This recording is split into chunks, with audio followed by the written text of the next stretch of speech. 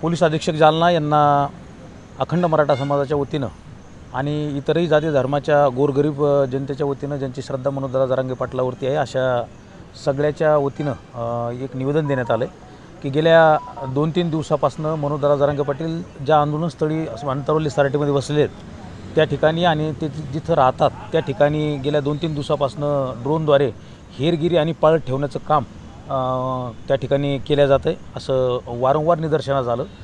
काल त्याचा पूर्ण व्हिडिओज फोटोज वगैरे आम्ही त्या ठिकाणी घेतलेले आहेत आणि या दृष्टिकोनातून त्यांच्या सुरक्षेचा एक मोठा प्रश्न त्या ठिकाणी निर्माण झालेला आहे आणि पूर्ण महाराष्ट्रामध्ये एक दादा मोठं नेतृत्व असल्याच्या कारणानं समाजाचं प्रथम नेतृत्व असल्याच्या कारणानं महाराष्ट्रामध्ये याची पडसाद अत्यंत उग्र त्या ठिकाणी पडत आहेत।